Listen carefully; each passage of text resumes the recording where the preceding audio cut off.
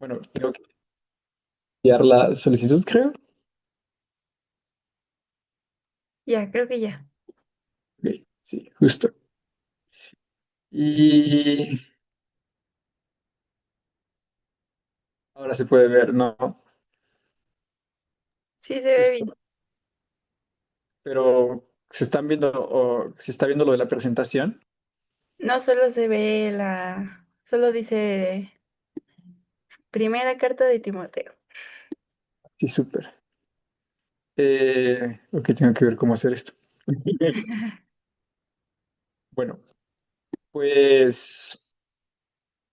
Ok, sí, la primera carta a Timoteo, pues la semana pasada estaban compartiendo acerca del capítulo 2 y creo que entonces ya tienen pues más o menos un contexto general de dónde se está desarrollando esta carta, qué es lo que está sucediendo, a quién le está escribiendo Pablo, ¿no? Y como que estos datos importantes que al final siempre van ampliando nuestra comprensión de, pues, de la carta. Entonces, el estudio va a estar dividido en tres secciones. La primera parte relativo a los pastores o a los obispos, la siguiente a los diáconos y por último, cuando Pablo habla acerca del misterio de la piedad y demás.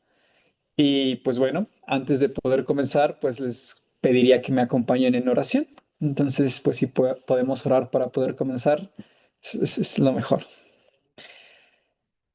Ah, Gracias, bendito Padre Celestial, porque no hay momento en el que tú no estés cuidando de nosotros. Porque aun cuando nosotros podemos ver un cielo nublado arriba de nosotros, siempre estás atrás esperándonos con tu sol inefable e indescriptible. El día de hoy quiero pedirte que nos permitas a nosotros poder entender aquello que tú has escrito, que nuestra mente y nuestro corazón se alineen a poder escuchar tu palabra y que podamos desentendernos de las cosas que giran a nuestro alrededor, al menos por un momento, que podamos centrarnos en aquello que tú has enseñado y que tu espíritu nos dé la capacidad de poder entenderlo y aplicarlo a nuestras vidas. Sé que sin ti no podemos hablar, no podemos entender, no podemos explicar. No hay nada que podamos hacer si estamos lejos de ti. Por eso te pido que el día de hoy me ayudes, me dirijas y me permitas compartir con claridad aquello que tú has escrito. Ayúdanos porque solamente dependemos de ti y que podamos hacerlo para ti, para tu gloria, para conocerte mejor, para amarte cada vez más y para vivir cada vez más para ti. Te pedimos todo esto en el nombre de nuestro Señor Jesús. Amén. Y amén. Ok, pues vamos a comenzar. ¿Alguien le gustaría leer el primer versículo? Solamente ahorita el primer versículo, después leemos los demás.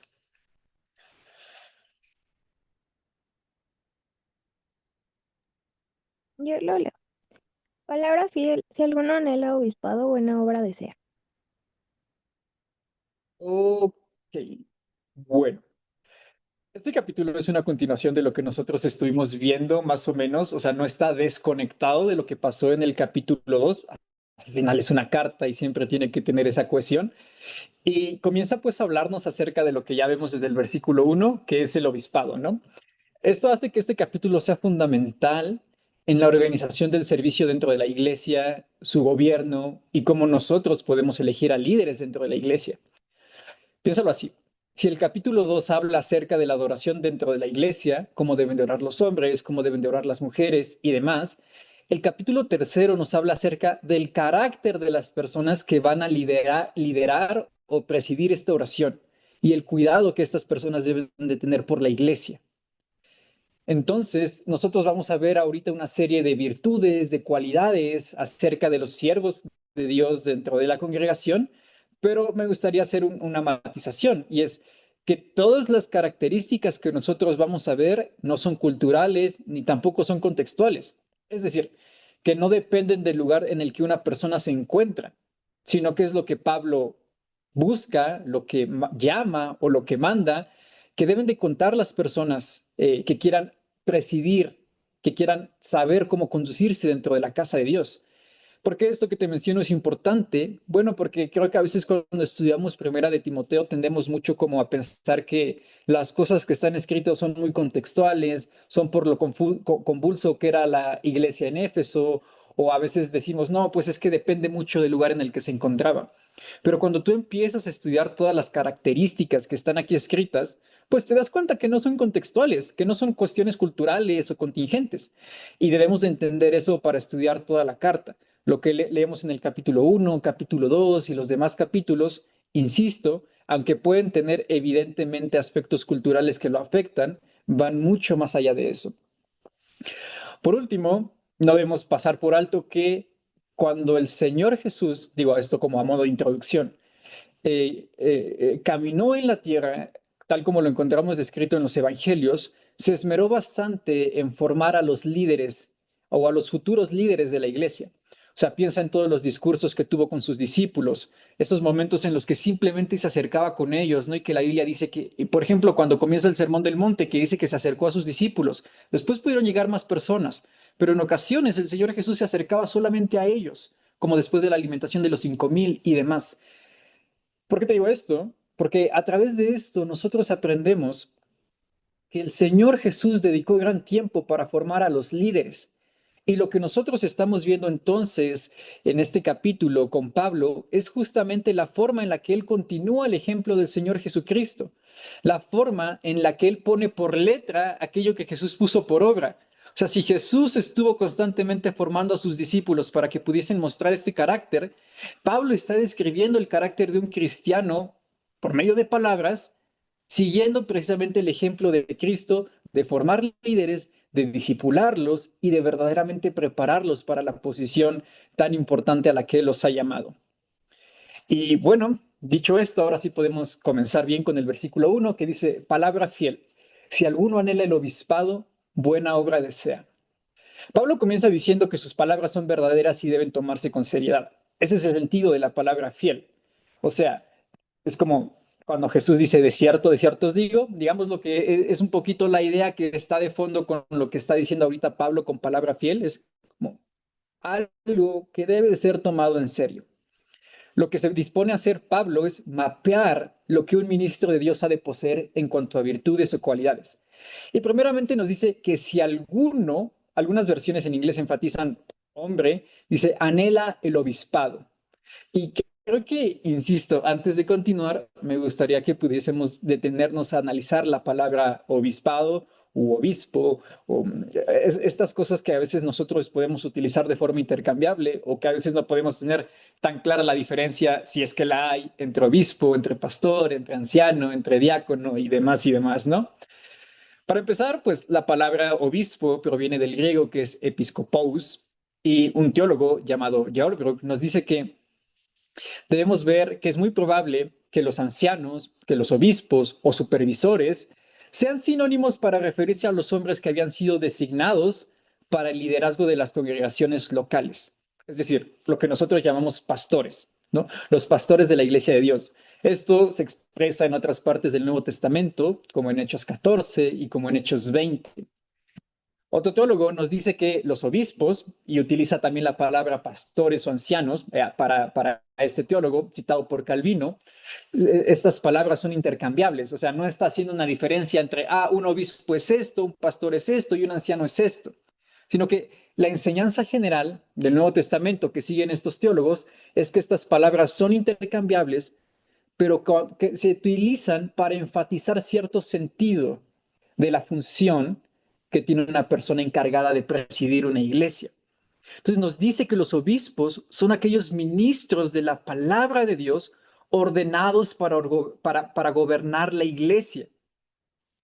Y entonces más adelante dice, podemos utilizar con ellos el término pastores porque Dios desea que seamos rebaño de ovejas para ser guiados por Él, oyendo su voz, siguiendo su dirección y viviendo apaciblemente. Dice que también se les llama ancianos porque estos son escogidos para proclamar la palabra de Dios. Son aquellos que velan por el rebaño. Uno que es enviado, esta es la definición, si quieres seguir teniéndolo en mente, porque todo esto que te estoy diciendo aporta la definición de lo que nosotros debemos de entender como pastor. Si puede llegar a perder un poquito, al final como que lo aterrizo en pocas palabras. Pero básicamente son aquellos que velan por el rebaño, aquellos que son enviados para procurar la salvación de las almas. y que deben dedicarse y vigilar a las personas y trabajar con este fin, con el fin de alcanzar la salvación de las almas. Entonces, concluye otra persona, teniendo en mente el precedente de Cristo, teniendo en mente quién fue Jesús, puede decirse que el obispado pastorado significa cuidado y preocupación amorosos, una responsabilidad asumida voluntariamente y que nunca debe de utilizarse para autoexaltación personal. Entonces, se nos habla aquí de los pastores, que su principal oficio, como aprendemos también en Hechos 6:4, y ahorita esto, acuérdate de este ejemplo si lo has estudiado, no de este ejemplo de cómo se escogen a los diáconos en Hechos 6, cómo se escoge a Esteban, cómo se escoge a Felipe, cómo se escoge a otras personas y por qué se escogen ellos. Rápidamente, ¿no? O sea, en Hechos capítulo 6 nosotros encontramos a la iglesia que apenas están haciendo, los discípulos o los apóstoles están presidiendo toda la comunidad dentro de Jerusalén y están aprendiendo o están viendo cómo se van a organizar, ¿no? Y entonces como que los apóstoles están haciendo todo y están de un lado para otro y de un lado para otro. Y dice la Biblia que tenían que atender las necesidades materiales de ciertas viudas y que esto era lo que estaban haciendo los apóstoles, pero que en cierto momento se dieron cuenta que eso era mucho, o sea, que no podían como que dedicarse a lo que el Señor les había mandado, que básicamente era predicar y discipular, a la par que estaban atendiendo las necesidades materiales de las personas. ¿Cuál es más o menos importante? Ese no es el tema. Al final, humanamente no podían dedicarse a ambas cosas. Entonces es cuando ellos deciden buscar a otras personas con ciertas cualidades, ¿no? Que nos dan ahí en Hechos 6, para que pudieran servir a la mesa, que es como lo que nosotros entendemos la definición de diácono, un servidor, alguien que literalmente sirve a la mesa. Pero ¿cuál era su objetivo? O sea, ¿cuál era el objetivo de ellos para poder establecer a todos estos diáconos? Muy simple, era dedicarse al estudio y la predicación de la palabra y la oración. ¿No? En Hechos 6:4 los apóstoles dicen que se establecen servidores dentro de la congregación para que ellos pudieran dedicarse al estudio, a la predicación y a la oración. Y esto es justamente donde entra la naturaleza del oficio de pastor, junto con una cosa más, que es lo que estamos viendo ya aquí en la carta de Pablo, que es el gobierno o la supervisión de la iglesia. Y es justamente en estas tres características que tú encuentras qué es lo que debe de hacer un pastor: la predicación de la palabra, la oración y el gobierno de la iglesia. Esa es la esencia del ministerio pastoral. Por eso es tan importante que nosotros entendamos esto, ¿no? Como a modo de quizás un poquito de aplicación o de cómo nosotros lo vivimos en nuestro día a día. O sea, hay muchas iglesias que tienen pastores que están sumamente cargados porque están haciendo un montón de cosas. Y entonces quizás un pastor no puede dedicarse tanto tiempo a la oración porque está aconsejando mucho. No puede dedicarse tanto tiempo a, no sé, digámoslo así, estudiar y preparar un sermón porque tiene que estar viendo cómo se va a limpiar la iglesia, qué es lo que está pasando y está moviéndose de aquí para allá.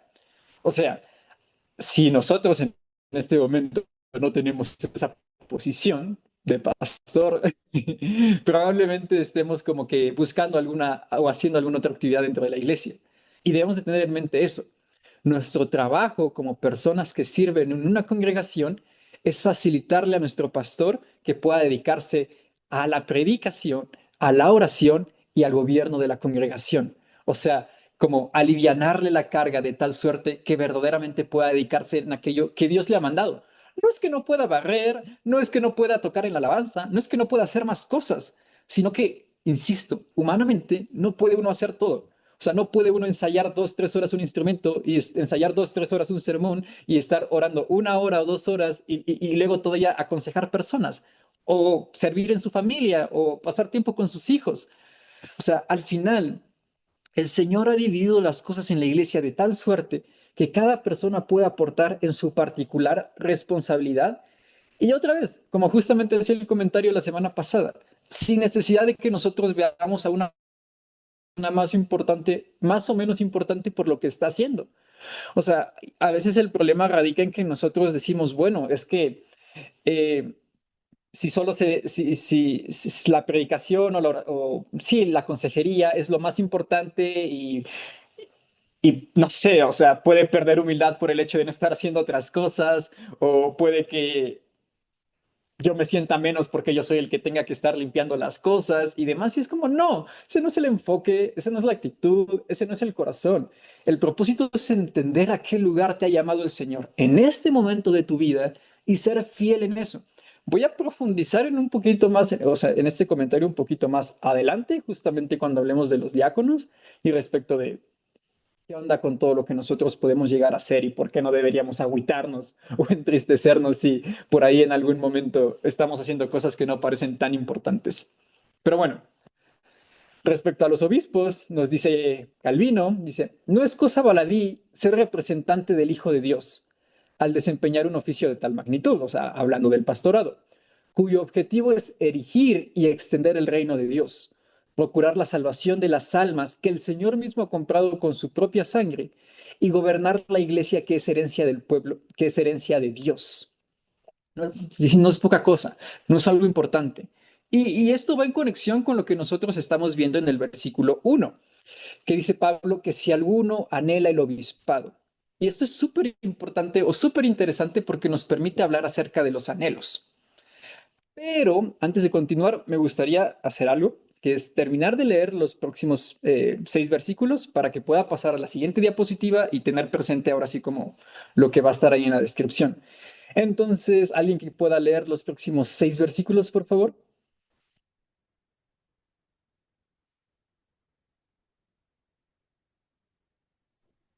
Yo lo leo. Dice, pero es necesario que el obispo sea irreprensible, marido de una sola mujer, sobrio, prudente, decoroso, hospedador, apto para enseñar, no dado al vino, no pendeciero, no codicioso de ganancias deshonestas, sino amable, apacible, no avaro, que gobierne bien su casa, que tenga a sus hijos en sujeción con toda honestidad, pues el que no sabe gobernar su propia casa, ¿cómo cuidará de la iglesia de Dios? No un neófito, no sea que envaneciéndose caiga en la condenación del diablo. También es necesario que tenga un buen testimonio de los de afuera, para que no caiga en descrédito y en lazo del diablo. Súper, muchas gracias. Bueno, ten en mente lo que acaba de leer, va a ser importante para lo que sí. Pablo entonces dice, palabra fiel, si alguno anhela el obispado, ya vimos que es obispado, pero esa palabra anhela me gusta a mí mucho y es, insisto, súper interesante lo que podemos aprender de ella y de en general de los anhelos y de los deseos dentro de la Biblia. En este punto, la escritura no está suprimiendo el deseo a las personas que quieren ser pastores, sino que lo redirecciona. Piénsalo así. Creo que en la Biblia nosotros encontramos 2 tipos de deseo y ahorita te voy a dar ejemplo de ellos. Uno es como un deseo infantil e insensato que busca las posiciones de liderazgo por satisfacción personal, como de sí, quiero estar en el lugar más bonito y en el lugar que parece más prominente porque las personas me van a escuchar, porque voy a poder hacer más cosas. No, si puedes pensar por ahí un ejemplo de los evangelios, yo creo que vas a saber más o menos de qué estoy hablando. Y otro que es consciente, ¿no? Este es el otro tipo de deseo, de aquello que representa el ministerio y a pesar de ser consciente de lo que representa el ministerio, desea seguirlo. Lo que el apóstol está haciendo en este punto, obviamente, no es alentar ese deseo infantil. No le está diciendo a las personas que quieren ser pastores porque quieren ser reconocidos o porque quieren hablar todos los domingos, sí, dale, tienes el super mejor deseo, ve con todo. No está hablando de un deseo emocional que está desconectado de la realidad. Pablo lo que quiere aquí hacer es encaminar el deseo que tiene ya una persona dentro de su corazón, según el cual desea esta persona servirle. Y para ponértelo como que de forma más clara y que puedas tenerlo ahí presente, pues podemos leer Mateo 20. En Mateo 20 nosotros leemos la petición de Juan y Santiago. Acuérdate, estos 2 discípulos, iba a decir favoritos, pero no necesariamente favoritos, pero digamos los cercanos del Señor. No, y en esta parte de la Biblia, en Mateo capítulo 20, los discípulos querían ese lugar tan anhelado y deseado en la mesa del Señor, ¿no? Y entonces la Biblia dice que ellos llegan y les dice al Señor Jesús, concédenos que en la resurrección nosotros podamos sentarnos el uno a tu izquierda y el otro a tu derecha. Ellos estaban pidiendo una posición buena, reconocimiento. Y el Señor Jesús consciente de lo que realmente representaba lo que estaban pidiendo. Me gusta mucho un comentario que hace alguien que básicamente dice que ellos estaban buscando la corona de gloria sin ser capaces o estar dispuestos a ponerse la corona de espinas. Pero Jesús aprovecha este momento, o sea, esta petición de los discípulos, para darles una enseñanza, ¿no? Y del versículo 25 al 28, yo te los leo, dice, entonces Jesús, llamándolos, dijo, sabéis que los gobernantes de las naciones se enseñorean de ellas, y que los grandes ejercen sobre ellas potestad, mas entre vosotros no será así, sino que el que quiera hacerse grande entre ustedes o entre vosotros será su servidor, y el que quiera ser primero entre ustedes será su siervo. Como el Hijo del Hombre no vino para ser servido, sino para servir y para dar su vida en rescate por muchos. Quiero que notes lo siguiente. Los discípulos van y de forma necia le dicen al Señor Jesús, queremos estar en un buen lugar cuando nosotros estemos contigo en el cielo. Y el Señor Jesús, en lugar de reprenderlos y decirles que es una bola de necios y que se vayan a hacer otras cosas, les dice la forma en la que ellos pueden llegar a ser grandes. No les dice que están pecando por desear ser los primeros, sino que los está guiando hacia el camino más excelente, que es el del servicio. Les dice que si ellos quieren ser grandes y prominentes en su reino, ellos tienen que ser servidores. ¿Por qué? Y esta frase me gusta mucho. Porque la palabra grandeza o liderazgo en el reino de los cielos se traduce como servicio. Quien desea ser poderoso ha de ser el más entregado. Y entonces cuando nosotros volvemos a esta parte de 1 de Timoteo 3:1, te das cuenta que es también de lo que está hablando el apóstol Pablo. Él le está diciendo a la persona que quiere esta posición de liderazgo, en este caso el pastorado, está deseando el bien, está deseando una buena obra. Dice, este puede ser un deseo noble y piadoso, pero tiene que estar bien encaminado. Insisto, creo que es súper interesante darte cuenta que ese deseo de querer hacer cosas grandes o de querer estar en una posición, digámoslo así, visible, no es necesariamente condenado por la Biblia. Pero lo que quiere hacer la Escritura es hacerte plenamente consciente de lo que eso implica. Que realmente tú puedas tener en mente, si yo quiero tener una posición de servicio dentro de la congregación, ser pastor, ser maestro, ser misionero, ser tal cosa, hay realmente un precio, un costo el cual yo debo de pagar y tengo que preguntarme a mí mismo si estoy dispuesto. Y en ese sentido, si tú tienes ese deseo, súper bien, o sea, estás haciendo algo bueno, es una buena obra, pero dice que debe de cumplirse con ciertos requisitos, ¿no? El deseo es noble y piadoso, y más si está bien encaminado, pero eso no es suficiente. Los deseos son muy buenos. Yo pienso que los deseos son súper buenos para conocer el corazón de una persona. Puedes conocer mucho de una persona por lo que dice o por lo que hace, pero puedes conocer mucho más de una persona por aquello que desea, como este versículo que dice, donde está nuestro tesoro, está nuestro corazón. Uno puede hacer acciones contrarias realmente a lo que piensa. Uno puede muchas veces ser torpe en sus palabras y no darse a entender respecto a qué es lo que quiere decir, pero aquello que tú deseas realmente evidencia mucho de quién eres tú. Tú puedes vivir en tu día a día batallando con un pecado constante, pero a lo mejor dentro de ti verdaderamente dices, yo quiero seguir a Dios. No sé cómo dejar esta conducta en específico, pero yo quiero seguir a Dios. Si alguien te ve desde fuera, va a decir, bueno, esa persona probablemente ni siquiera es cristiano por todas las cosas que está haciendo. Pero el Señor que conoce el corazón, el Señor que conoce los deseos, sabe que simplemente estás batallando. Esto pasa mucho, por ejemplo, con los nuevos creyentes que pueden estar batallando con pecados muy particulares y muy específicos al principio, pero que realmente quieren conocer al Señor, que quieren comerse la Biblia, que quieren estar con Él más y más y más, pero que tú lo ves por fuera y dices, ay, Dios mío, no sabe diferenciar entre un apóstol y otro, pero dentro de sí realmente quiere vivir una vida santa, a pesar de que ni siquiera sepa describir bien lo que es santidad. Una persona así puede anhelar a Dios, puede anhelar a Cristo, y nosotros no podemos ir con dureza a una persona porque vemos su condición y decimos, bueno, no está haciendo las cosas bien. A través del deseo nosotros podemos conocer el corazón de una persona. Y esto que te digo puede ser muy bonito si hablamos de los nuevos creyentes, pero esto es sumamente peligroso si hablamos de las personas en puestos de liderazgo. Los deseos y las buenas intenciones no son suficientes porque uno puede desear el bien y estar lejos de él. Si tú estás en tu propia vida y a lo mejor vas batallando con un par de cositas, el Señor te va a ayudar. Pero si tú estás batallando con cositas que no son tan pequeñas, en una posición de liderazgo, vas a afectar a más personas y eso realmente es problemático porque estás hablando de la casa de Dios. Por eso Pablo dice que el deseo no es suficiente. Puede ser noble y puede ser piadoso, pero es insuficiente. Y entonces, así es cuando nosotros ya entramos a los siguientes versículos, donde él se dispone a describir las cualidades de un hombre que busca o que quiere servir al Señor. Quiero que pienses o que tengas en mente que todas estas cualidades no buscan ser exhaustivas. O sea, no es que Pablo te esté diciendo necesariamente todo lo que debe de ser un hombre de Dios, sino que él te está mostrando básicamente, y piénsalo así, a un cristiano con carácter. No tienes tú que cumplir aquí, así pasó a la siguiente diapositiva, con un checklist acerca de qué es lo que tú debes de hacer o qué es lo que debes de tener y qué es lo que no debes de hacer. Está haciendo un mapeo general.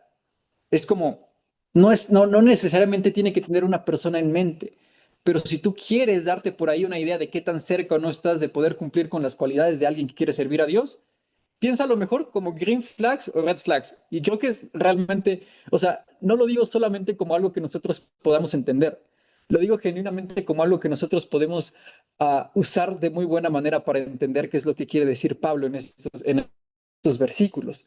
No, insisto, no se trata de que tú tengas que ir palomeado todo lo que está aquí escrito, sino que hay cositas que tú dices, ok, esto lo veo en mi vida o esto lo veo en la vida de la persona que quiere servir. Piénsalo, insisto, como una green flag.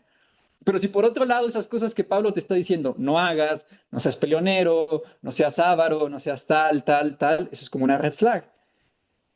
Así, entonces, tenemos más o menos un mapa general de cómo podemos evaluar a una persona que está aspirando al ministerio. Por eso te pongo aquí, ¿no? Acerca de un buen pastor, que primero comienza con un deseo piadoso. Nuestros deseos no son siempre suprimidos, porque a veces creo que es también mucha la idea con la que nosotros podemos caminar, de renunciar completamente a todo. No, o sea, el Señor se encarga mejor de encaminar tus deseos y hacerlos o formarlos conforme a su voluntad. En ocasiones nuestros deseos no tienen que ser completamente eliminados, solo redireccionados. Y bueno, aquí está lo de green flags y red flags, ¿no? Es una evidencia de que seguimos el carácter de Cristo, es tu palomita si quieres ponértela. Y bueno, lo otro es aquello contra lo que nosotros debemos de luchar.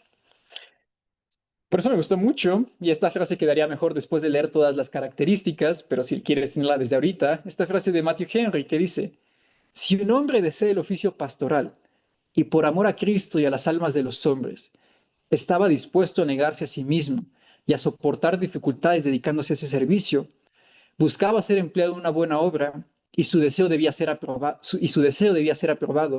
siempre que estuviese capacitado para el oficio. O sea, Matthew Henry está aquí hablando acerca de una persona que está consciente de lo que implica ese ministerio, ese amor a Cristo, ese amor por las personas, ese negarse a sí mismo y soportar las dificultades. Dice, si una persona desea esto, busca una buena obra, tiene que ser aprobado, pero tiene que cumplir con los requisitos que ahora sí por fin vamos a leer. Y bueno, esta introducción o esta parte era un poquito más tardada, ya aquí pues vamos a ir un poquito más rápido, porque como te digo, no busca ser exhaustiva, no es como que tengamos que hacer una teología súper rebuscada de qué es lo que significan todas estas frases, porque te voy a poner un ejemplo. Aquí no dice que un pastor deba ser sabio, pero si un hombre quiere dirigir bien su casa, tiene que ser sabio. Si una persona es apta para enseñar porque lee la escritura, necesariamente esa persona es sabia. Entonces, sabes, no está aquí contenido todo de forma explícita. Número uno, irreprensible. Básicamente es una persona que no da motivos para que le acusen. Y este es el único en el que me voy a explayar de todos. Un comentarista dice, tal es la perfecta pureza de nuestra religión, tal la inocencia y virtud que exige, que tiene que ser un hombre muy bueno, uno que ciertamente viva de acuerdo a nuestra religión. Y cuando consideramos los requisitos todavía mayores a un maestro de nuestra fe, que tiene que ser siempre un ejemplo para los demás, y cuando reflexionamos sobre el perjuicio que causan a nuestra fe los falsos maestros, cuánta mayor razón haya para que el obispo o el pastor sea, como dice el apóstol, irreprensible. Ahora, por supuesto que no es posible estar sin culpa. Dice Primera de Juan que si alguno dice que no tiene pecado, se está engañando a sí mismo. Pero no es lo mismo que tú seas afectado por los pecados que nos afectan a todos como seres humanos, que tú seas culpable de ser un conocido pecador y de tener un mal comportamiento. No está hablando de esa perfección, sino está hablando de alguien que realmente no puede llegar y acusársele de cosas que realmente son problemáticas a los ojos de la Escritura, ¿no? Hace no mucho yo escuché una frase que me gustó mucho que decía que no necesita ser perfecto para poder ser fiel. Uno puede tener la conciencia tranquila de que sigue los principios que está estableciendo dentro de la Escritura, a pesar de que batalle con su propio pecado, y siempre vamos a batallar con nuestro propio pecado. Eso es lo que Pablo enseña también en Romanos 7. Bueno, luego dice marido de una sola mujer. Muy sencillo, ¿no? Es un hombre fiel. Lo que Pablo está haciendo aquí es condenar la poligamia, que podía llegar a ser aceptada por algunos rabinos del siglo I. Algunas personas han llegado a interpretar este versículo como que un pastor solo pudo haber estado casado una vez y que si se volvió a casar no puede ser pastor. O sea, insisto, es como que un debate que ha existido en distintos momentos de la historia de la iglesia, pero no va por ahí el asunto. O sea, no es que una persona que se casó y se divorció por, no sé, adulterio o su esposa llegó a fallecer, no por eso queda descartado del ministerio.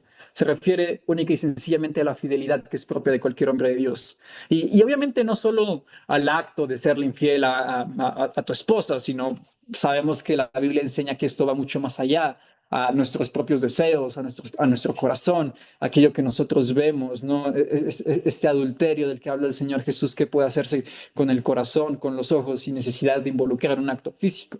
No debemos de entenderlo solo de, bueno, sí, no tengo otra esposa, está bien, todo, está todo dar, ¿no? No, o sea, realmente tiene que ser un hombre y piensa que está en el punto más alto de la lista, o sea, es de las primeras cosas que tiene Pablo en mente porque justamente son de las cosas que más afectan a una congregación. O sea, si un pastor es pastor y de repente es hallado en adulterio, o sea, esa congregación va a caer. O sea, la gracia de Dios puede hacer un montón de cosas y la puede levantar y por supuesto, pero realmente una persona que se involucra en el ministerio con problemas de inmoralidad está amontonándose problemas para sí mismo y para las personas que en algún momento va a estar liderando. Bueno, dice sobrio después, que esto es básicamente alguien que no es dado a los extremos, ¿no? Alguien que no va a tener cambios abruptos. Prudente es la capacidad de pensar con claridad y objetivamente. Decoroso, esto es importante porque a veces cuando hablamos del decoro, como que lo relacionamos no, nada más como con las mujeres, ¿no? Y es como que decoro, sí, mujer, justo lo estudiamos la semana pasada en el capítulo 2. Pero el decoro evidentemente también es algo que se le exige a los hombres. Y aunque quizás no se aplica necesariamente de la misma manera porque batallamos con cosas diferentes, el decoro en los hombres, en la forma en la que vestimos, es importante. En la forma en la que hablamos, es muy importante. En las cosas que nosotros vemos, es todavía más importante. El decoro es alguien que se conduce con decencia y con propiedad. Hospedador, continúa diciendo, que es un corazón abierto a recibir una persona, sea creyente o sea extraño en el hogar. Esto es súper interesante, quizás algunos de ustedes ya lo saben, pero justamente en los primeros siglos de la iglesia, los creyentes eran muy conocidos por recibir a cualquier persona dentro de su hogar. O sea, como era más común que las personas emprendieran largos viajes y que estos viajes pudieran llegar a ser peligrosos, pues a veces las personas buscaban un lugar donde quedarse y los cristianos hospedaban a estas personas, fuesen creyentes o no fuesen creyentes. Por eso por ahí cuando tú lees Tercera de Juan te habla de que no recibas a cualquier persona, que tengas como que un poquito de cuidado y demás, ¿no? También en algún momento de la historia de la iglesia, algunos paganos, personas que no eran creyentes, se hacían pasar como cristianos cuando buscaban el hospedaje porque sabían como de que, hey, si yo digo que soy cristiano me van a recibir en tal lugar. Bueno, lo que Pablo está diciendo es que un ministro del Señor, y esto no lo he mencionado, pero creo que es importante tenerlo. Hay cosas que en una persona que se congrega normalmente en una iglesia son tolerables, digámoslo así. Si yo soy una persona que va todas las semanas a la iglesia y realmente soy un cristiano, ¿no? En el corazón y busco servir al Señor, pero por ahí no soy hospedador, o sea, digo, no, a mí de plano no voy a dejar que nadie entre a mi casa. Puedes decir, no pasa nada. Pero lo que está Pablo haciendo aquí es establecer no requisitos especiales, sino sencillamente ser más exigente. Esto que yo puedo tolerar que una persona en la cotidianidad no haga, es algo que no se le puede permitir a un ministro. ¿Por qué? Porque el ministro, y eso es lo que quiero decirte, tiene que ser un ejemplo. Todo lo que ves aquí no es exclusivo exclusivo de las personas que sirven a Dios, sino que está haciendo el énfasis en el ejemplo que ellos deben de darle a todos los creyentes, porque eso es lo que hace ser un líder, evidentemente, poner el ejemplo. Y entonces está siendo muy enfático con este tipo de cosas, porque al final esto es también lo que se espera que se replique con las demás personas de la congregación. Recibir a personas en tu hogar, sean creyentes o no creyentes. Por ahí, no recuerdo con quién, escuché que nosotros quizás es un poquito más difícil que en nuestro contexto y nuestra cultura recibamos a personas extrañas en nuestra casa. Que por cierto, yo he conocido hombres de Dios que por ahí van en algún momento, se encuentran un hombre, lo reciben en su casa y lo adoptan casi como un hijo. Que Dios los bendiga porque tienen mucha fe. Pero hoy en día también existen muchas organizaciones que se dedican a esto y a las cuales nosotros podemos apoyar. Podemos apoyar orfanatos, podemos apoyar asilos, sirviendo, orando, ¿sabes? Donando. O sea, al final este corazón hospedador del cual nos está hablando la Biblia aquí y en otros pasajes, como en Romanos capítulo 12 y Hebreos 12 también, se puede poner por obra en nuestras casas recibiendo a cualquier persona o ayudando o apoyando a las organizaciones que se dedican a esto.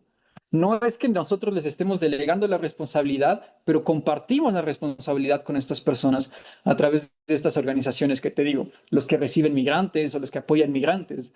O sea, aplicar la escritura más allá de lo que nosotros podemos ver con nuestros ojos implica tener esos alcances, ver estas organizaciones como una extensión del reino de los cielos. Y si no están estas organizaciones, establecerlas nosotros como una extensión del reino de los cielos.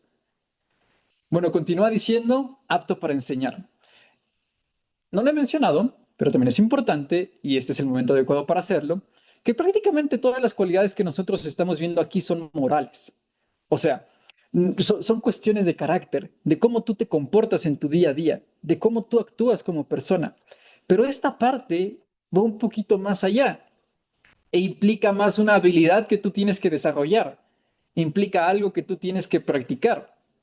Y lo de ser apto para enseñar no implica hablar bonito, porque acuérdense que Pablo no hablaba bonito.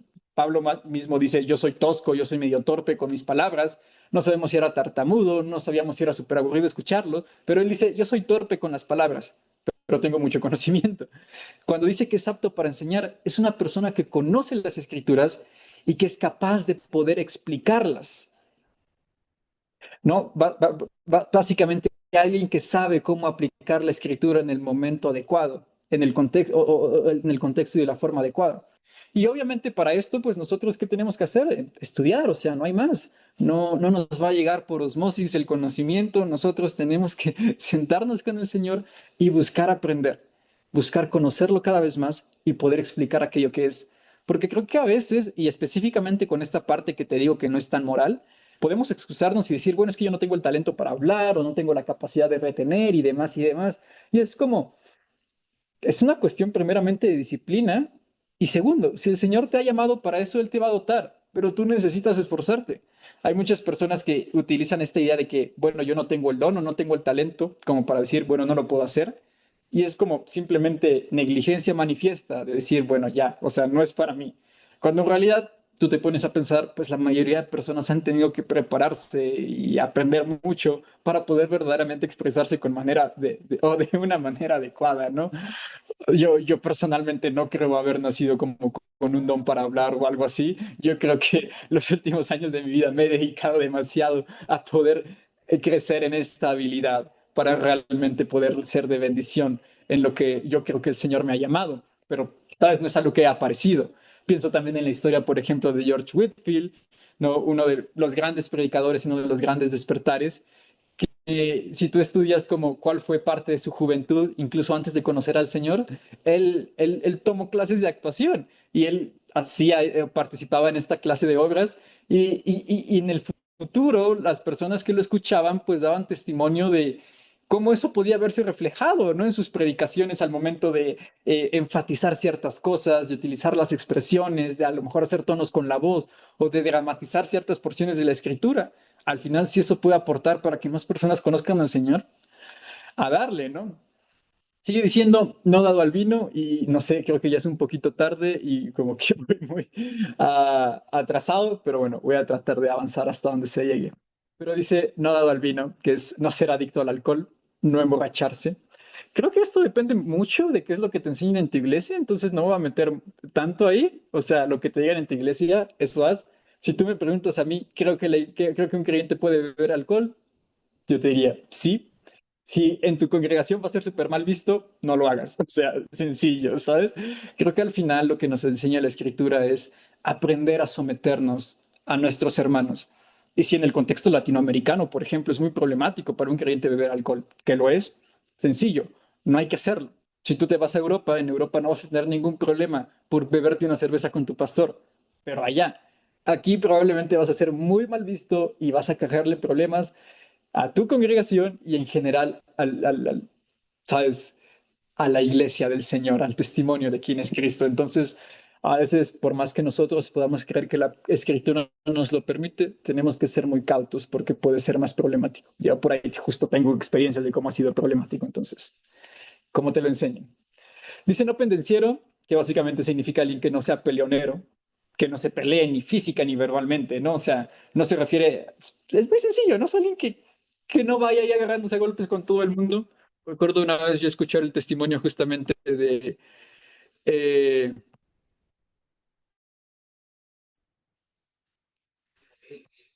eh, estaba leyendo los mensajes. El testimonio de un pastor no es la idea, no hay que buscarlo, hay que buscar ser lo más amables posibles, ¿no?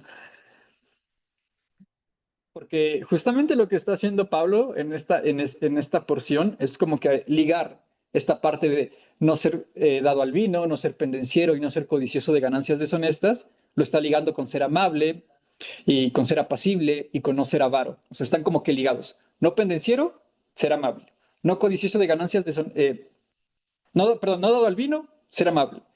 No pendenciero, ser apacible. No codicioso de ganancias deshonestas, no avaro. Y bueno, para que lo tengas también ahí en mente. No codicioso de ganancias deshonestas. Lo dice la NBI, que creo que la NBI dice o no ser amante del dinero.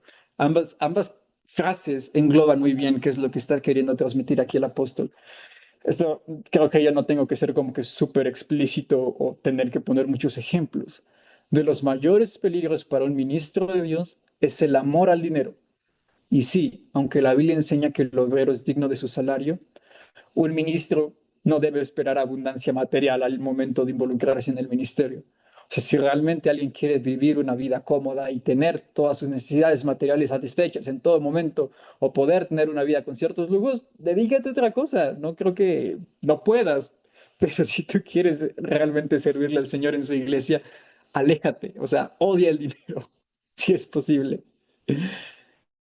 Y creo que esto es todavía más importante justamente cuando entiendes como que el contexto de muchas iglesias que están tan manchadas y tan dañadas por el Evangelio de la prosperidad y lo mucho que eso dificulta en algún momento poder predicar acerca del Señor por las ideas que ya tienen las personas, ¿no? De, ok, es que los pastores quieren dinero, bye, yo no quiero estar ahí. Entonces, bueno, la Biblia es muy clara con ese aspecto. Al final creo que nosotros pues siempre hemos tendido a rebajar los estándares y eso es lo que genera muchos problemas. Ser amable, esto es una persona que tenga tacto, que sea cariñoso, que sea alguien que respetuoso, ¿no? Que pueda aproximarse a las personas y que las personas se alegren de que las personas se estén acercando, ¿no? Creo que esta excusa de este es mi carácter y así soy, o no me importa si a las personas les caigo mal, no va con el carácter de alguien que está en el pastorado, porque tiene que ser amable. Sigue diciendo, tiene que ser apacible. ¿Qué significa? Alguien que no es altivo, alguien que tiene un temperamento tranquilo, ¿no? Que camina con humildad, que camina con mansedumbre. No, avaro, no sé.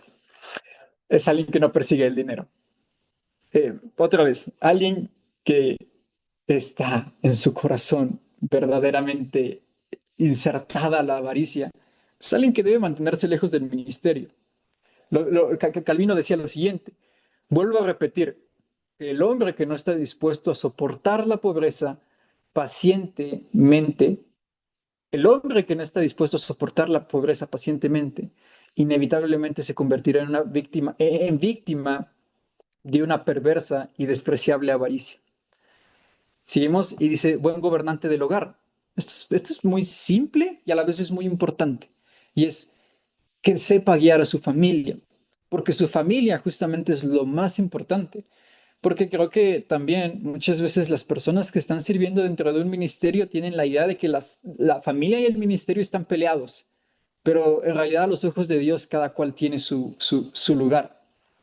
Cuando Pablo está hablando en Primera de Corintios capítulo 7, que le recomienda a las personas no casarse, lo hace sencillamente por una razón y dice, la persona que está casada tiene que ocuparse tanto de su esposo o de su esposa como de las cosas del Señor, mientras que la persona que no está casada dispone de su tiempo como quiera y en consecuencia puede servirle más al Señor.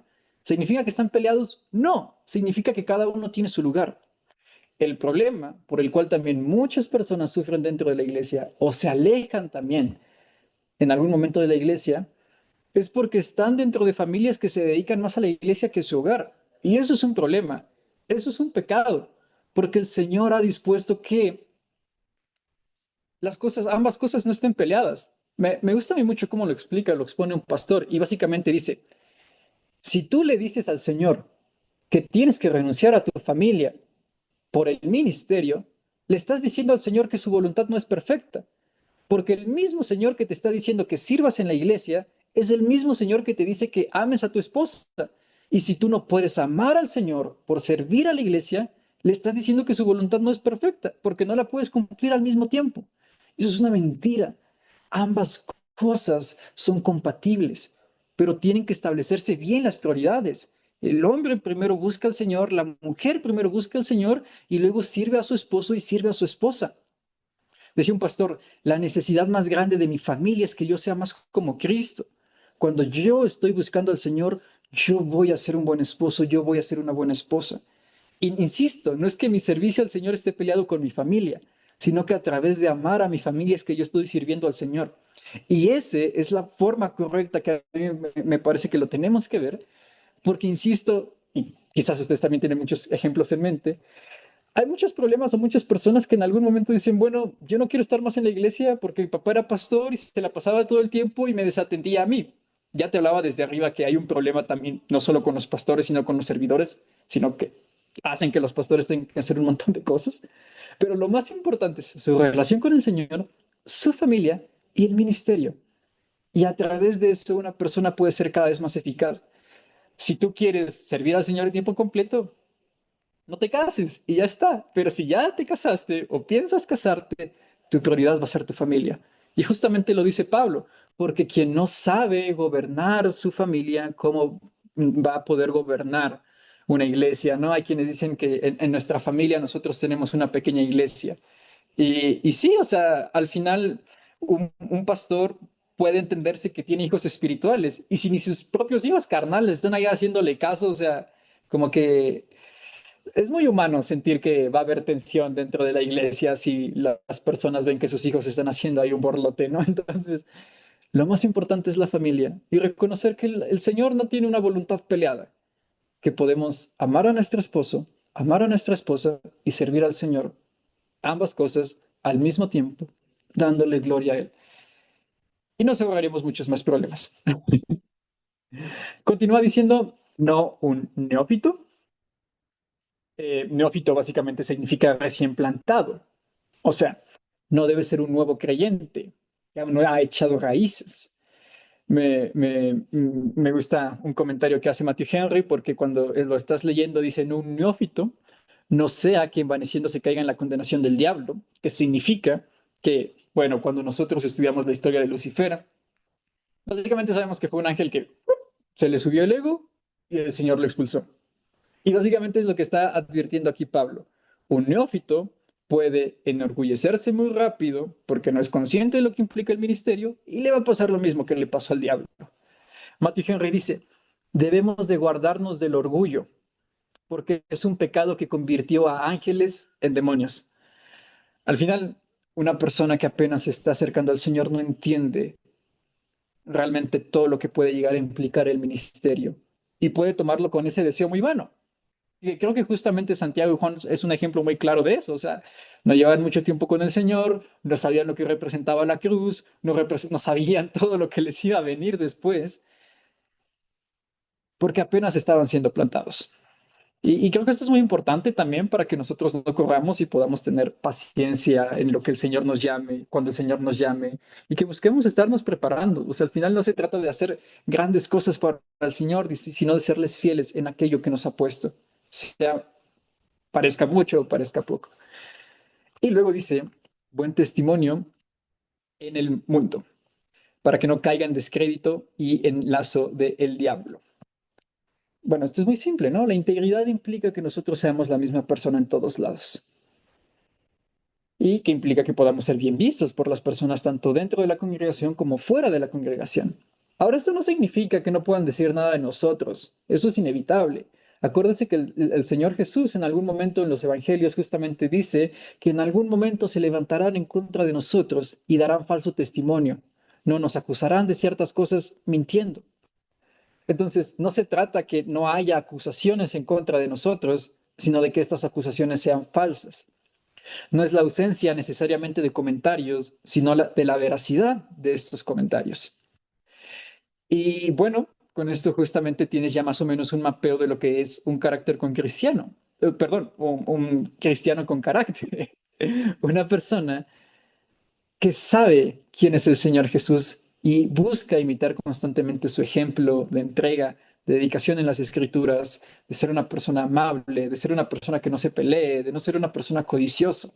No se trata, insisto, de una checklist, sino de un mapa que te pone de forma general cómo se ve un cristiano con carácter y cómo puedes identificarlo a través de ciertas green flags o red flags. Esta frase te la quiero recalcar. Mi grandeza en el reino de los cielos se traduce como servicio. O sea, creo que esto es una de las cosas más importantes que debemos de entender cuando hablamos de liderazgo dentro de la congregación. Porque a veces nosotros escuchamos liderazgo e inmediatamente pensamos en autoridad o realmente hay como que cuando pensamos en la palabra autoridad, como que inmediatamente pensamos en abusos y pensamos en faltas de respeto y gente que está como que aprovechándose de esa autoridad. Pero quien entiende verdaderamente las palabras poderes, grandeza, liderazgo, autoridad, en el contexto del reino de los cielos, entiende que no significa nada más y nada menos que servicio, como lo dijo el Señor Jesús, como lo enseñó el Señor Jesús, como lo vivía el Señor Jesús. Y bueno, ya la siguiente parte es evidentemente mucho más rápido, entonces yo creo que acabamos en los 10 minutitos. ¿Alguien que pueda leer los próximos versículos? Yo puedo. Sí, Dice, gracias. los, dice, los diáconos asimismo deben ser honestos, sin dobles, no dados a mucho vino, no codiciosos de ganancias deshonestas, que guarden el misterio de la fe con limpia conciencia. Y estos también sean sometidos a prueba primero, y entonces ejerzan al diaconado, si son irreprensibles. Las mujeres asimismo sean honestas, no calumniadoras, sino sobrias, fieles en todo. Los diáconos sean maridos de una sola mujer, y que gobiernen bien sus hijos y sus casas, porque los que ejerzan bien el diaconado ganan por sí un grado honroso y mucha confianza en la fe que es en Cristo Jesús. Muchas gracias. Pues creo que como pueden ver, los requisitos que se les establece aquí a los diáconos o servidores, ya lo vimos cuando hablábamos de Hechos 6, son muy similares de los que hablamos con los pastores o con los obispos. Es muy simple. ¿Por qué? Porque aquellos que quieren servir a Dios deben parecerse a Él. Y eso es justamente lo que nosotros estamos viendo aquí, el carácter que nos mostró Cristo, ser honesto, ser sin doblez, no ser dado al vino, no ser codicioso de ganancias deshonestas, guardar el ministerio de la fe, perdón, el misterio de la fe, no, personas que sean prestas a prueba, que sean maridos de una sola mujer, que gobiernen bien su casa. Quizás pues aquí solo deberíamos resaltar dos puntos, el de la doblez, que significa ser de una sola pieza, saber que no vas a poder como que caerle bien a todos, que no vas a poder contentar bien a todos y que en algún momento va a haber gente pues que no le va a agradar quizás las decisiones o las acciones que estás tomando, pero que si estás siéndole fiel al Señor y a su palabra, eso es lo que tú debes de seguir. No, no buscar aparentar ni como que pretender ahí con personas como para evitar tener problemas, sino realmente ser íntegro Y se conecta con este punto, el otro que quiero resaltar, que es el de guardar el misterio de la fe, ¿no? Dice eh, que guarden el misterio de la fe con limpia conciencia, lo que implica que pues cualquier servidor dentro de la iglesia primero tiene que tener claros los fundamentos de la fe y con eso los va a poder guardar. ¿Por qué? Porque el hecho de que una persona pueda tener claras las doctrinas de la escritura es lo que le va a permitir poder vivir conforme a esas doctrinas. A mí me gusta y me encanta el lema puritano que dice doctrina para la vida, que es muy simple. O sea, lo que nosotros estudiamos para entender mejor, lo utilizamos para vivir mejor. ¿No? Si nunca lo habéis escuchado, grábatelo. Es doctrina para la vida. Es muy simple. A veces hacemos dicotomías de todo. Y a veces la gente se pelea y es como que, tú sabes mucho, pero vives poco. Y hay gente, tú vives mucho, pero tú no sabes nada. Doctrina para la vida. Ambas cosas son necesarias. ¿Y por qué también es necesario que un diácono pueda tener claridad del misterio de la fe? Y ahorita te explico por qué dice misterio, con limpia conciencia. Muy simple, porque probablemente también aquellos que están sirviendo dentro de una iglesia en algún momento sean personas que aconsejen a más personas. Y si no tiene claro estos principios, eso también va a ser problemático. Quizás solo debería hacer como que un pequeño comentario también en este aspecto respecto al versículo 11. Dice, las mujeres asimismo sean honestas, no calumniadoras, sino sobrias, fieles en todo. Hay también un ligero debate acerca de si en este pasaje se refiere a las esposas de los diáconos o a las diaconisas. O sea, esto es algo que, insisto, genera debate. Si tú te pones a leer la NBI, justamente la NBI te dice esposas de los diáconos, pero luego te pone una nota donde te dice o diaconisas, ¿no? Que es la otra posible lectura. Nosotros ya vimos que el capítulo pasado sienta las bases de liderazgo en los hombres, pero también es cierto que en el Nuevo Testamento nosotros encontramos ejemplos de mujeres prominentes y entregadas al servicio. Como también lo mencionamos la semana pasada, tenemos el ejemplo de Febe en Romanos 16:1, donde se le da el título de diaconisa o servidora, que básicamente hace referencia al apoyo que ella está prestando en su iglesia local. Ahí lo que nosotros entendemos por el contexto de Romanos 16, vemos que lo que hacía Febe probablemente era dar apoyo económico para las personas que más lo necesitaban. Era una benefactora en ese sentido. Entonces, a pesar como de que este pasaje puede tener esta ambigüedad, nosotros entendemos que si una mujer quiere servir dentro de la congregación, puede hacerlo y evidentemente está incluida dentro de los principios de un cristiano con carácter que debe buscarlos, que debe tenerlos y muy importante, o sea, debe tenerlos, ¿no? Entonces, está recalcando aquí el apóstol. Por otro lado, incluso es importante hacer el comentario de que si está hablando de las esposas de los diáconos, o sea, cuando el Señor llama a una persona, llama solamente a esa persona, sí, pero eso no significa que su pareja quede excluida, ¿no? Sino que también tiene que buscar ayudar activamente a la persona. No es que comparta necesariamente su llamado, pero no tiene que estorbarle en su llamado, ¿sabes? O sea, si yo voy a ser pareja de una persona que tiene un llamado muy específico dentro de la congregación, tengo que ser consciente de que los ojos y las miradas van a estar puestas en mí también, aunque yo no esté haciendo nada, aunque yo no tenga una responsabilidad, ¿sabes? Van a estar también puestas en mí y en ese sentido, pues tengo que buscar también tener una probidad. Y si no estás dispuesto a eso, pues no te acerques a una persona que quiera servirle al Señor dentro de la iglesia. No, o sea, es como que hay gente, pero eso es muy pesado. No, puedes ahorrártelo. De verdad puedes ahorrártelo. El servicio es un honor, pero también un deber. Y entonces termina diciendo esto, que los que ejerzan bien el diaconado ganan para sí un grado honroso y mucha confianza en la fe que es en Cristo Jesús. Entonces el servicio no carece de recompensa. No debemos pensar que la recompensa de los diáconos, porque no tienen las mismas funciones de liderazgo que los pastores, va a ser mucho menor que la recompensa que van a recibir ellos.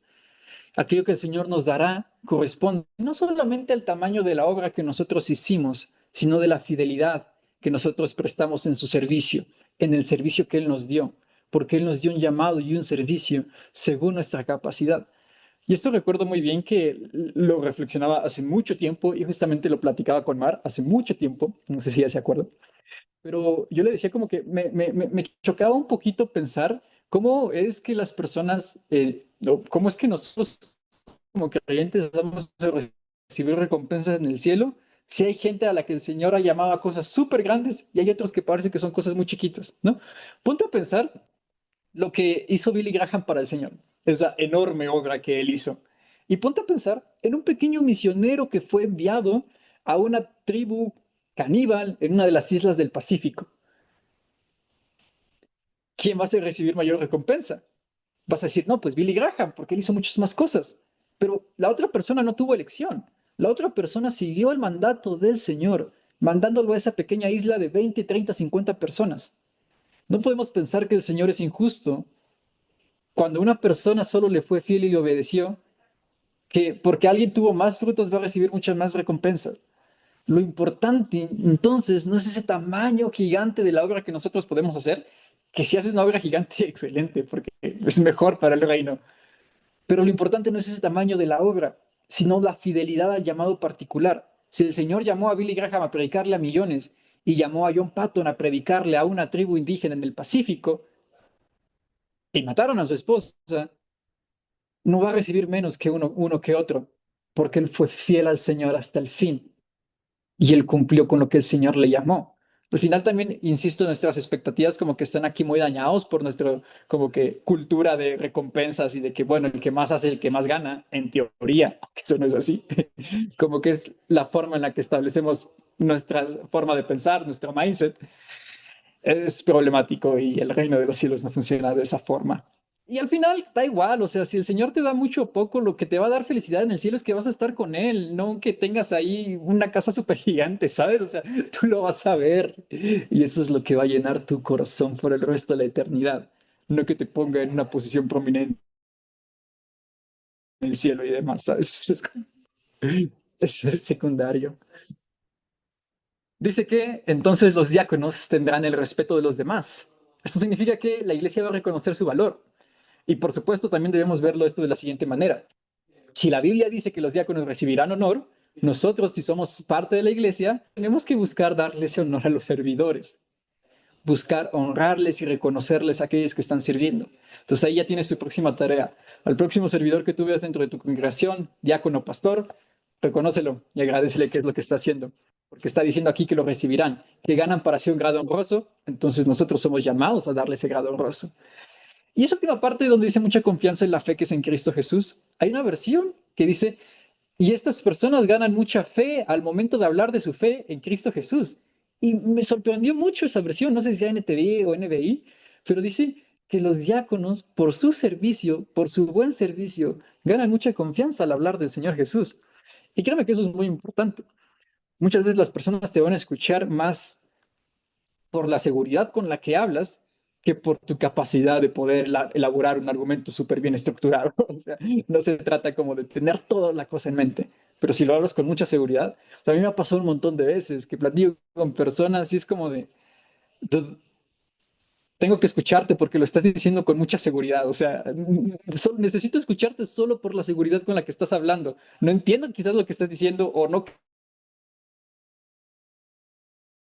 es lo que estás diciendo, pero tengo que prestarte atención por la forma que estamos a Dios y ¿sabes? Coraje que nos infunde. Y bueno, vamos a terminar con los últimos dos, tres versículos. ¿Alguien que los pueda leer? Yo puedo leer. ¿Desde cuál es? ¿Desde el 14? Ay, Sí. ya.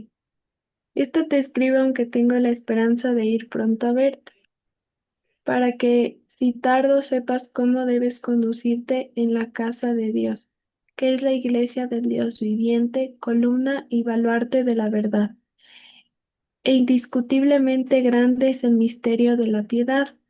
Dios fue manifestado en carne, justificado en el Espíritu, visto de los ángeles, predicado a los gentiles, creído en el mundo, recibido arriba en gloria.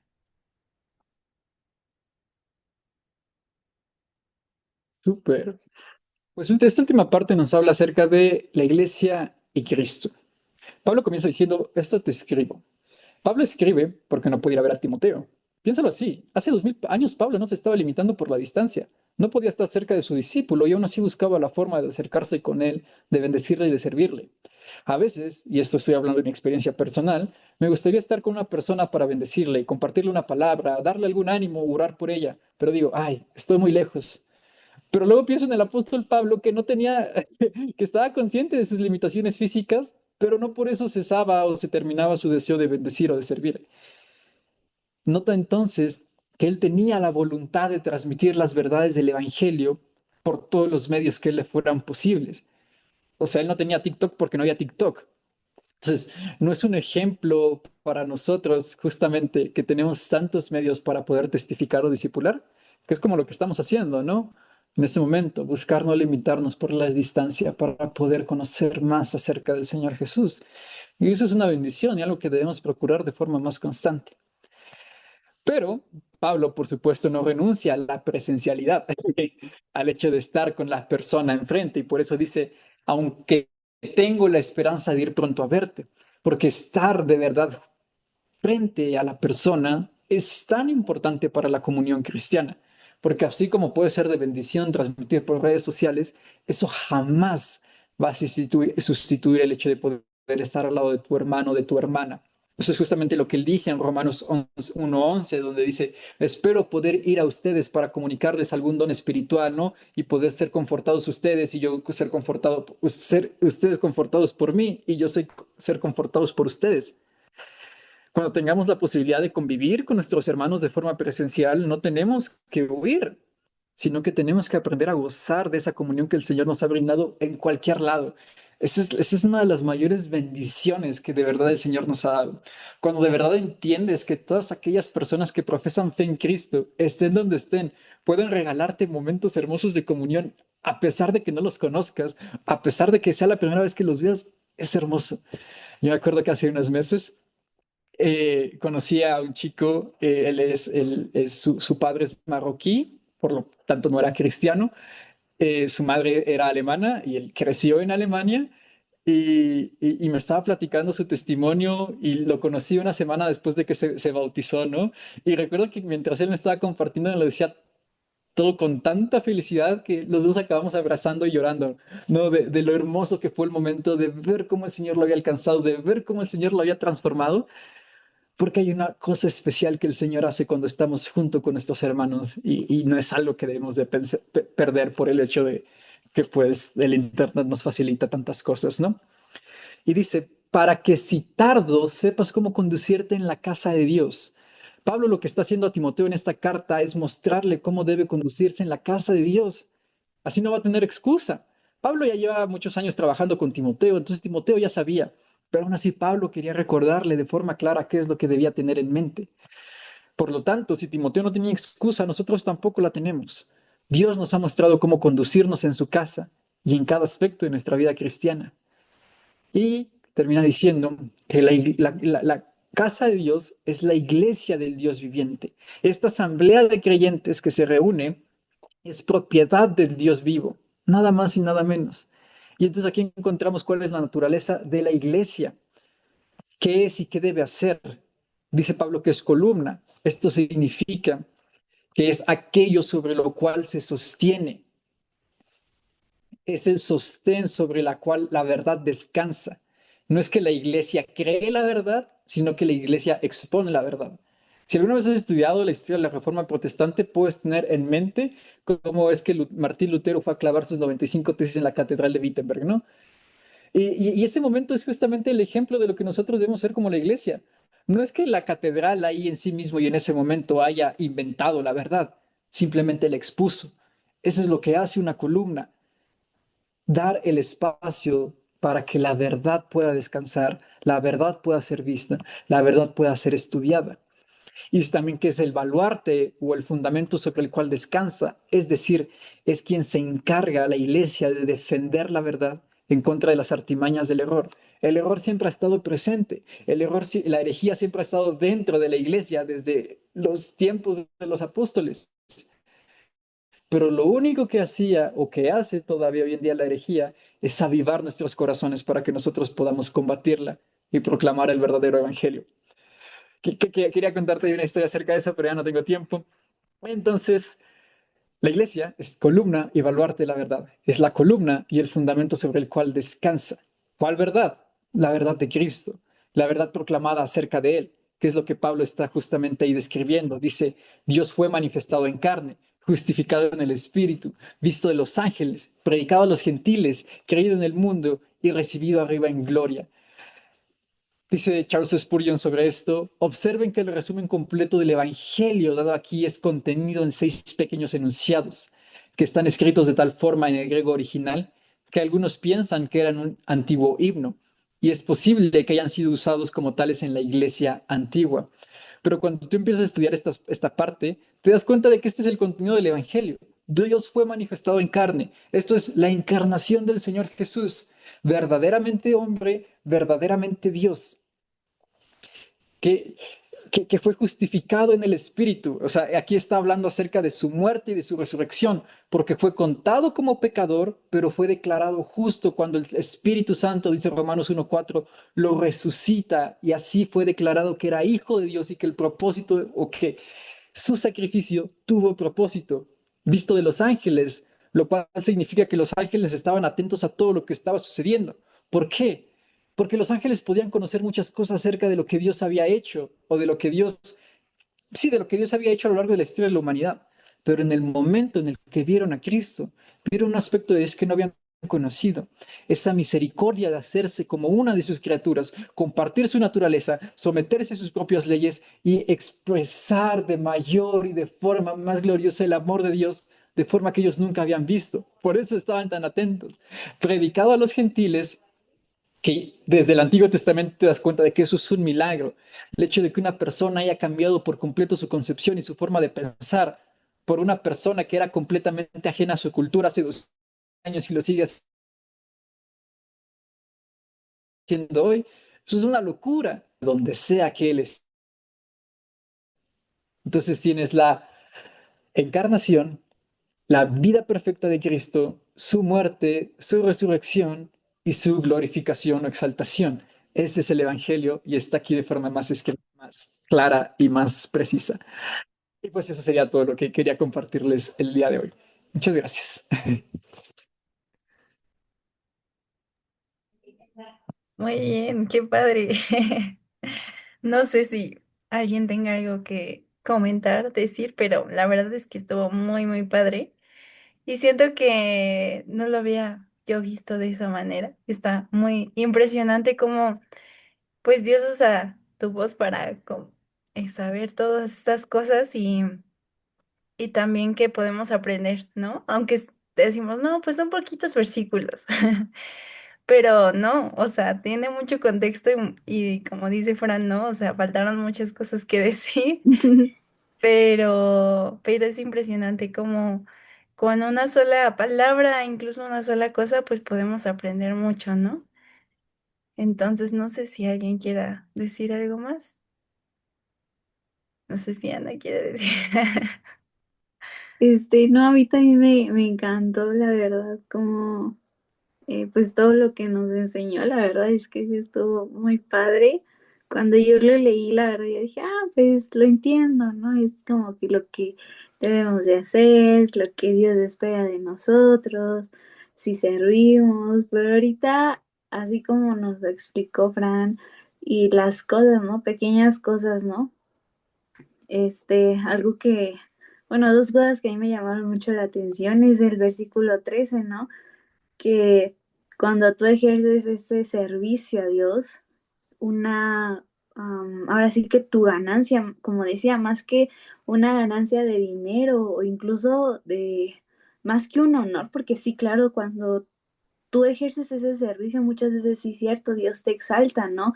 Y te pone, ¿no? Para que muchas personas te vean, pero tú no, creo que la recompensa más grande no es tener ese honor delante de la gente, sino lo que dice, mucha confianza en la fe que es en Cristo Jesús. O sea, a mí yo lo que entiendo es tu fe es aumentada, tu confianza en Dios es aumentada y qué increíble, porque muchas veces cuando no, o sea, a mí me cuesta a veces hablarle a la gente, ¿no? Porque me da pena, porque dudo, pero ya una vez que hablo, o sea, hasta yo misma siento como mi fe aumentó, ¿no?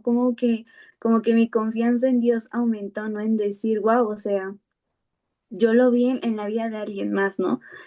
Su verdad, su palabra lo vi en la vida de alguien más, ¿no? Y también lo que nos decía Frank, ¿no? Es ser fiel en lo que Dios nos ha puesto, ¿no? Yo muchas veces, cuando yo empecé mi carrera, yo decía, Dios, es que, pues yo quería hacer más para ti, yo quería darte más, yo no quería estar aquí en la escuela, nada más, yo quería, pues, darte un mejor servicio, ¿no?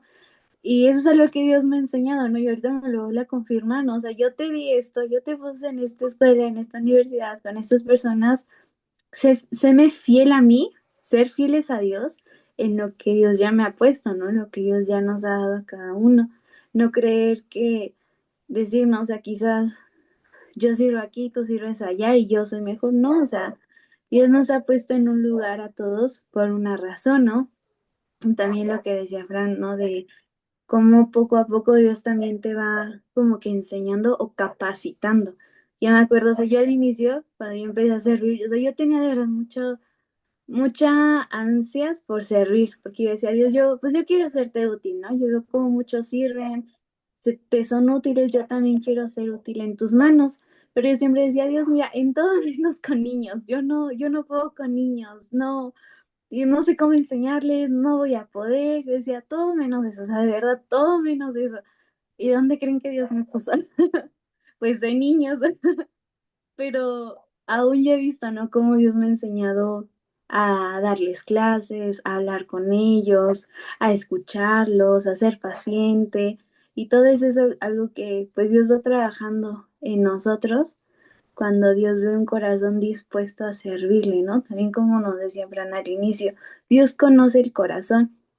Y creo que en Juan o en Proverbios, no me acuerdo, dice que Dios también pesa los corazones y pesa el espíritu. O sea, Dios sabe lo que hay en nuestro corazón, Dios conoce la intención de nuestro corazón cuando servimos y eso es lo más importante, que en nuestro corazón tengamos la intención correcta de servirle a Dios, porque si no, pues nuestro servicio es en vano. No importa lo perfectos que parezcamos, si en nuestro corazón no hay un deseo honesto de agradar y de conocer a Dios, pues no vale la pena. Y sin importar en lo que sirvas, o sea, no hay un servicio grande ni un servicio pequeño. En todo lo que sirvamos tenemos que hacerlo con un corazón.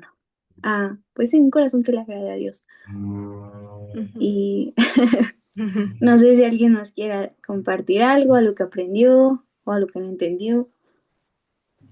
Hay que aprovechar que aquí está Fran para que nos explique. Creo que no. Bueno, no, yo Pero bueno. nada más, porque la parte de hospitalario, que es en el versículo 2, ¿no? Justo creo que me resulta bastante lindo leerlo desde la extracción original, que dice encariñado de extraños. Y hay un teólogo comentarista de hace ya bastante tiempo, William Hendrickson, que justo dice que el término significa literal amante de los extraños y que no se trata solo de invitar amigos, sino de abrir el hogar y el corazón a quienes son desconocidos.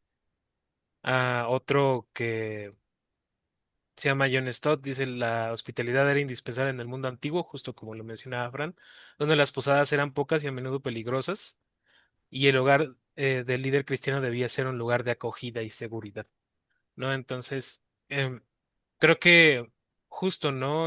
Más que pensarlo solo el, en la comunidad de la iglesia o de las primeras iglesias, iglesia primitiva o de las actuales, también es poder ofrecer esa apertura de corazón, ¿no? Incluso a las personas que están por fuera en otros capítulos y en otros libros de la Biblia también vemos que la forma en que nosotros debemos de tratar a las personas debe de reflejar justo el amor de Dios, porque eso de alguna manera atrae a las personas al corazón de Cristo, ¿no? A la verdadera comunidad con el Padre.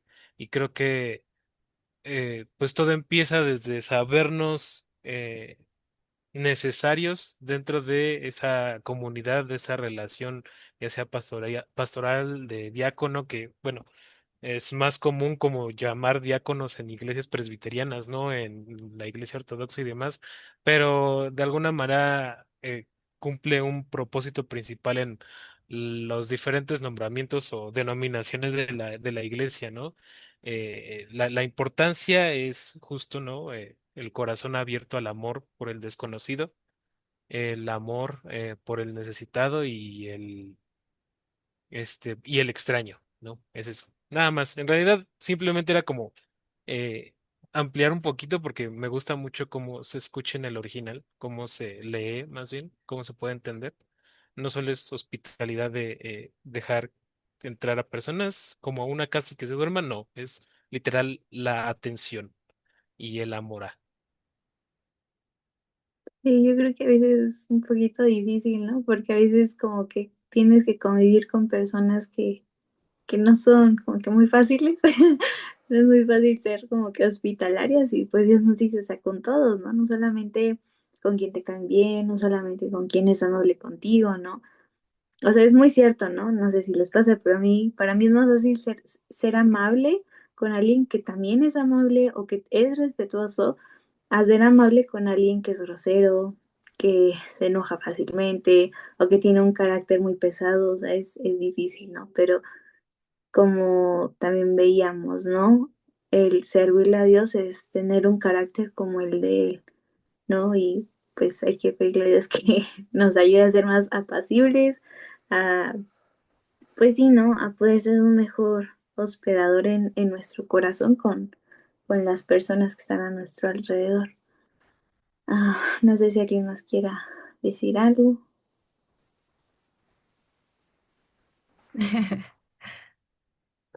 Creo que no. Pero bueno, creo que pues vamos a terminar este tiempo orando y yo sé que Carol está ahí batallando con el sueño porque allá ya son las 11. Ya la vi con su cobija. Sí, ahorita se va a ir a dormir. Y ahorita ya solo arreglo las cobijas y ya me duermo. Está Pero muy muchísimo bien. frío todo el día. Ha estado lloviendo. Ya ha estado frío. Oh. Ya. Extrañamos la lluvia por acá. Bueno, yo sí Verás, extraño la lluvia, pero ya está bien acostadita para dormir. Pero bueno, pues vamos a orar y pues gracias, Fran, por esta clase. Sabemos que los otros capítulos que vienen también están muy buenos y pues que Dios nos siga hablando por medio de esto y que aún las cosas que no conocemos sean reveladas a nuestra vida, ¿no? Entonces, bueno, Señor Jesús, gracias porque hoy podemos estar aquí. Podemos saber que en ti encontramos descanso, en ti encontramos paz y encontramos todo lo que necesitamos, Señor. Gracias porque podemos tener este tiempo para poder escuchar tu voz y más que leer, más que entender mayores cosas, Señor, que las podamos, así como lo mencionaron en la clase, que podamos saber explicarlas y tengamos conciencia de cada una y también pongámosla en práctica, Dios, en todo lo que hagamos. Gracias porque nos enseñas a ser personas que te sirvan con el corazón y más que nada que todo lo que seamos, Dios, sea para agradarte a ti. Gracias porque nos enseñas a poder guiar nuestras vidas siempre a lo que a ti te agrada, Dios, a poder tener un corazón limpio, un corazón puro y también a conocer tu verdad y que Cristo sea en nosotros y te reveles a nuestras vidas, Dios. Gracias por todos los que están aquí, porque bendices sus vidas y que todos los días podamos abrir nuestros ojos a lo eterno. En el nombre de Jesús. Amén. Amén. Ahora sí, a mí, Carol. Ya me les voy ya. Bueno, amigos, pues nos vemos la próxima semana Casi. con el capítulo 4. Bye, Bye. Hola, que el descansen. Señor les Gracias, bendiga. Fran. Gracias. Entonces, bye Bye. bye. Bonita noche. Igual.